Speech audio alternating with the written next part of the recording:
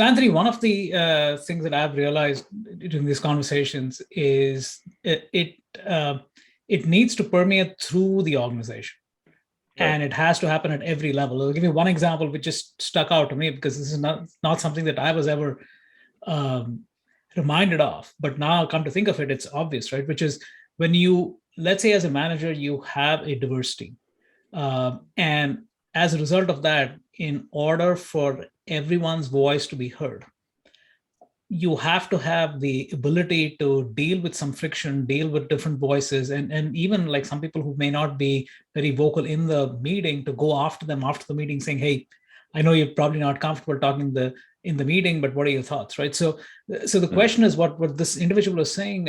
It was, you need to have that open-ended time discussion, right? And in this world of where you have like Zoom and hybrid and all of these things, and you're trying to kind of chase deadlines and all of that, how does the average individual who's being taught to, okay, you have 60-minute meetings, 30-minute meetings, or whatever else there is, to say, okay, in order for people's voices to be heard, in order for them to feel included, you need to step outside your comfort zone. You need to go and reach out to where they are, and that means you might end up having longer meetings, and you might have a little bit more friction in the meetings because you are developing and you're encouraging different voices. So how does that, how have you seen that permeate through the organizations? Training, honestly, training education is a big part of it, because I think it's one thing to, at the top level, executive level, to talk about these issues, say that it's important. It's another thing for that, to trickle down, right? And be important for middle management, be important for the entry level employees who are just trying to get their job done, right?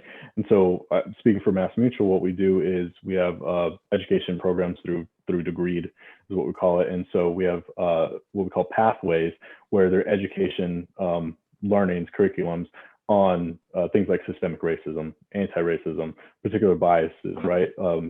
Unconscious bias training, so that we're conscious of these things that we're saying are important to us, and so that way it is present in our everyday, in every single meeting, and that we're creating an environment that's inclusive, that is equity focused.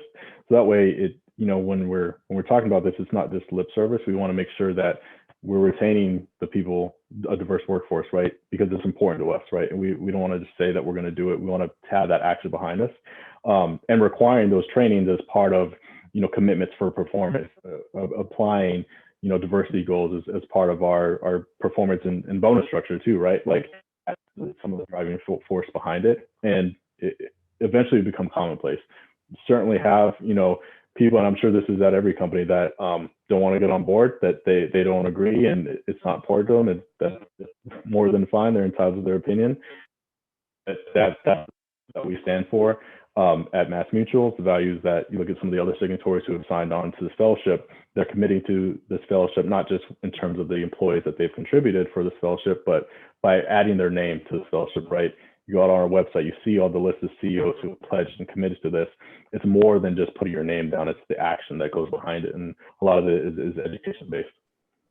Got it. So one final question, and this is really for, again, going back to something that plagues our industry in particular, which is this whole thing about, hey, the talent gap, the great resignation, which is obviously beyond just cybersecurity.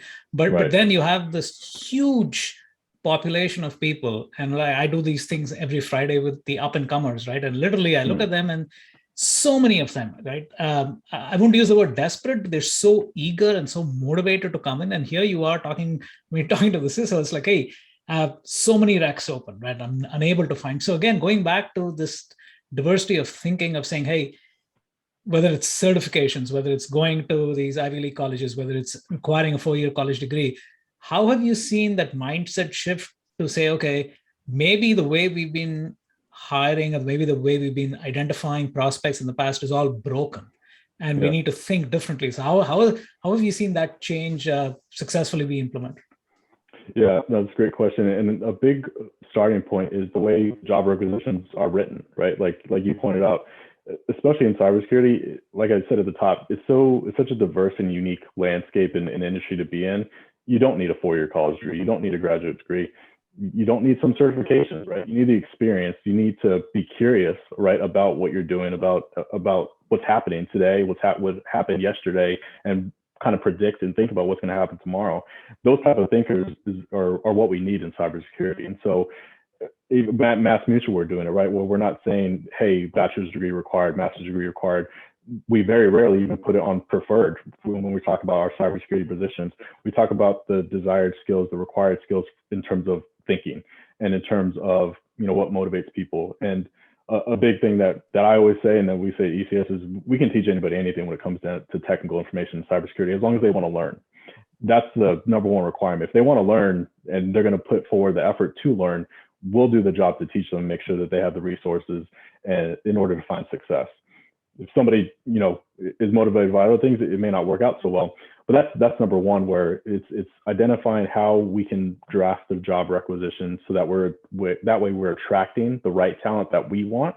And then once they're in the door, we have an environment to develop, retain, and promote that talent once we get it in. Because I'm in the same boat, right? Where I talk to these recent graduates or kids that are in college today, and they don't know where to begin, or they've been applying for jobs for 3 or 4 months and they're not getting any callbacks. And some of these companies need to change the way they're thinking and start looking at pools and stop being so stringent with the quote unquote requirements that they're saying that they need for a particular role for a SOC analyst, right? To have X amount of years of experience in various operating systems, techniques and analysis, things like that. Great. Again, I think, yeah, it's so important for us to kind of change our thinking, right? So again, the whole DEI is more than just like what the first thing that comes to mind, which is, hey, whether it's your gender or your race, it's much more inclusive. I think the thought process needs to change in terms of how we go about thinking about it, right? So again, Anthony, thanks for everything that you're doing, and thanks for joining me on the show. Yeah, absolutely. Thank you for the time. Thank you.